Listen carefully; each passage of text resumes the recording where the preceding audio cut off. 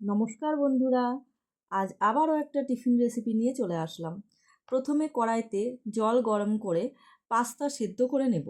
এরপর কড়াইতে তেল দিয়ে ডিম ভেজে তুলে নেব।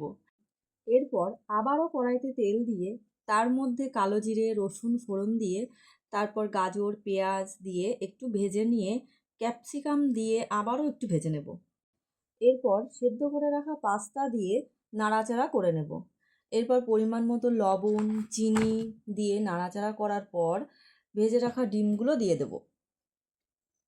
এবারে টমেটো সস সয়া সস দিয়ে ভালো করে মিশিয়ে নিয়ে ওপর থেকে ধনেপাতা ছড়িয়ে দিলেই রেডি। আমার ভিডিওগুলো ভালো লেগে থাকলে অবশ্যই লাইক শেয়ার কমেন্ট করে আমার পাশে থাকবেন এবং এরকম আরও রেসিপি দেখতে আমার চ্যানেলটিকে ফলো করবেন।